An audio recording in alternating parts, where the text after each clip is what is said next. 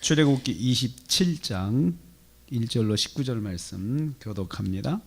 오늘 말씀은 성막 마당에 놓이는 제단과 성막들에 대한 설계도를 알려주시는 것을 내용으로 하고 있습니다. 먼저 성막 마당에 제단을 만들게 하셨습니다. 1절에 7절 말씀에 제단에 대한 그런 그 양식이 나와 있습니다. 조각목을 재료로 해서 가로 세로 2.5m, 높이 1.5m의 형식으로 정사각형입니다. 높이가 1.5m 모양으로 정사각형으로 만들게 하셨습니다. 그리고 제단의 네 모퉁이는 뿔을 만들고 노스로 싸게 하셨습니다. 그러니까 제단은 나무로 만들어서 노스로 덮어가지고 노스로 덮어서 만들고 그 다음에 끝에 뿔을 만들어서 뾰족하게 나온 뿔을 만들어 가지고 노스로 싸게 하셨습니다. 그래서 이걸 놋제단이다 이렇게 말을 합니다. 놋제단. 그리고 이어서 재를 담는 통과 부삽과 대야와 또 고기 갈고리와 불을 옮기는 그릇 등을 놋으로 만들라고 이렇게 또 3절 4절 말씀합니다. 그 제단 아래에는 또 아래로 언덕을 만들어 75cm 정도 언덕을 만들어 가지고 오르게 할 수 있게 하셨습니다. 제단의 모양을 보면요, 제단은 계단을 오르는 게 아니고 흙두덩이를 만들어요. 이렇게 비스듬한 경사로를 만들어 가지고 올라갑니다. 그 양쪽에 이렇게 올라가서 거기 이제 주변에 또 이렇게 또 흙두덩이를 만들어 가지고 거기 서서 이렇게 일을 할 수 있도록 그렇게 만드셨습니다. 그리고 제단에 직접 불을 피우는 것이 아니고 불을 옮겨서 그 제단에 옮겨 가지고 그리고 나서 거기다 고기를 이렇게 태울 수 있도록 그렇게 하셨습니다. 그래서 이제 이 제단의 모양, 제단이 사실은 이제 이스라엘 백성들이 하나님 앞에 나오면 그 마당에서 소나 양이나 이제 그 짐승을 잡고 그 고기 이제를 분류를 해서 피는 또 이 통에다가 또 따로 담습니다. 피를 담고 그래서 피를 이제 그 제단 모퉁이에 바르는 양식이 있고 또 그 다음에 다 쏟아버리는 양식이 있습니다. 그래서 이 제단에 이제 올려진 고기는 절대로 피가 있으면 안 됩니다. 그래서 피를 다 쏟도록 하는 거죠. 다 쏟을 수 있도록 해서 통에다 다 담아 놓습니다. 그래서 마지막 단계에서 이 제물의 육체에 피가 담겨 있지 않도록 다 빠지게 합니다. 빠지게 하고 그리고 나서 그 다음에 그 고기를 분류해서 제단에 옮길 것과 태울 것, 내장에 있는 것 다 또 내장도 태우고 이런 것을 다 분류를 합니다. 그래서 만약에 제물 안에 피가 담겨 있으면 부정합니다. 그래서 이스라엘은 피채 먹는 것을 하나님께서 금하셨습니다. 그래서 고기가 만약에 그 밖에서 이 고기가 죽은 고기가 사슴이 죽어 있어요.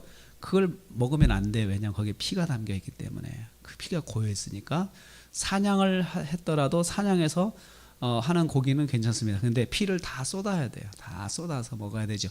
그리고 이제 보면은 짐승들이 사자나 독수리나 이런 것들이 사체를 먹잖아요. 만약에 독수리 사체를 먹는데 그 독수리도 먹는 그 고기가 안 되는 게 뭐냐면 독수리의 습성 자체가 죽은 사체를 피가 담긴 사체를 먹으니까 그러면 부정하거든요. 그래서 그러한 것들을 먹지 못하게 들짐승들 중에서도 대부분이 이렇게 그 피가 담긴 채로 그 육식하는 것들은 다 부정하다라고 해서 먹지 못하게 했습니다. 왜냐하면 그들의 식량이 피가 담긴 고기를 먹기 때문에 그렇게 한 것입니다. 그것이 원리입니다. 그래서 피를 다 분류해서 나중에 이 네 모퉁이에다가 이렇게 바르게 하는 것이 이것이 일종의 정결의식입니다. 피를 바르는. 그리고 피를 또 제단에 쏟기도 하고 하는 여러 가지 방식이 나중에 이제 제사를 드리는 방식에서 또 설명이 됩니다. 어떻든 핵심은 일단 성전에 들어오면 성막에 들어오면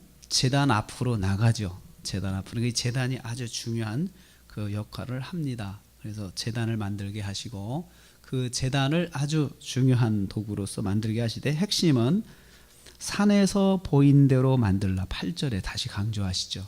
하나님께서 산에서 보인 대로, 산에서 내게 보인 대로 그들이 만들게 하라. 만드는, 제작하는 사람들이 만드는데 너한테 보인 대로 만들 수 있도록 네가 지도해 주라. 반드시 감독하라는 거죠. 조금이라도 치수라든지 모양이라든지 이런 것들, 재료라든지 이런 것들을 자기 마음대로 하지 못하도록 너는 감독을 해라. 네가 사실 제대로 나한테 전달을 받았으니까 그렇게 하라는 거죠. 절대로 자기 생각대로 하지 못하도록 감독하라. 오직 하나님께서 시내산에서 말씀하신 대로 만들라고 다시 한번 강조를 하십니다.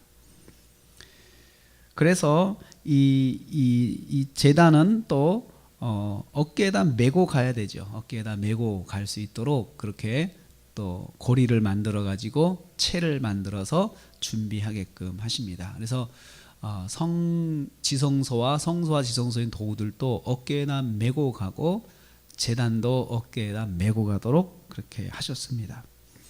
그리고 마지막으로 9절에서 19절 말씀 보면 성막들을 이제 만들려고 해요. 성막들은 동서남북 이렇게 직사각형으로 만드는데 북쪽과 남쪽은 길이가 50m입니다. 북쪽은 50m, 동쪽과 서쪽은 25m. 직사각형이죠. 좁죠. 그래서 25m, 50m로 만들어서 동쪽에다가 문을 만듭니다.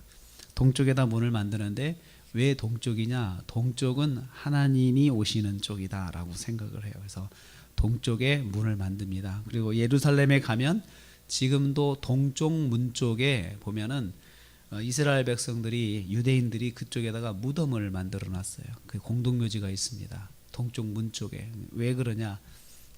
메시아가 오시면 동쪽 문으로 오신다고 다 믿기 때문에 그 동쪽 문 앞에 제일 먼저 맞이하기 위해서 부활한다 생각하고 맞이하기 위해서 거기다가 공동묘지를 만들어서 지금도 아주 석관이고 뭐 아주 그쪽에 묘지가 쭉 있습니다. 그래서 동쪽을 그들은 선호하게 되는 것입니다. 그 동쪽에, 성막들 동쪽에 이제 하나님께서 거기도 문을 만들라셨죠. 문. 16절 뜰문을 위하여 뜰 문을 만드는데 문의 재료가 뭐냐면 휘장입니다. 또 휘장. 휘장에는 똑같이 반복 청색, 자색, 홍색 실로 수를 놓아서 휘장을 만들어라. 그래서 성막 동쪽에 문을 만드는데 휘장으로 문을 만들고 그 벽은 포장으로 해가지고 막으로 해가지고 천으로 해서 또 둘러쳐서 이렇게 둘러쳐서 세우게 그렇게 하셨고, 문 쪽은 다 천이니까 천을 구분을 하려면은 거기에 수를 놓아가지고 청색, 자색, 홍색 실로 수를 놓아가지고 그 문을 만들었습니다. 그 문이 마지막 첫 번째 천막의 휘장입니다. 바깥 그 진영과 성막과 구분한 첫 번째 휘장이 바로 동쪽 문이에요. 그래서 그걸 청색, 자색, 홍색 실로 수를 놓는다. 뭘 수 놓아요? 천사를 수 놓아요. 거기다. 그래서 이것은 왕의 문이다라는 뜻이에요. 왕이 거하시는 집의 문이다 뜻이 청색, 자색, 홍색 실로 천사를 수 놓아서 하나님께서 계시는 곳 이렇게 상징을 하게 했습니다. 그렇게 해서 성막들을 만들어서 그렇게 휘장으로 포장으로 두르고 문 쪽에 휘장을 두어서 들어오는 때 첫 번째 휘장 청색, 자색, 홍색실, 그 다음에 두 번째 성소로 들어가는데 휘장 청색, 자색, 홍색실, 지성소로 들어가는데 휘장 청색, 자색, 홍색실, 딱 세 개로 구분을 해서 그것이 구분이 거룩의 정도를 차이나게 합니다. 거룩의 정도, 가장 안쪽인 지성소가 가장 거룩한 곳이에요. 그리고 성소가 그 다음 거룩한 곳이에요. 그 다음에 마당이 거룩하고, 그 다음 백성들의 진영이 그 다음에 거룩하고, 그 다음에 진영 밖이 있습니다. 진영 밖.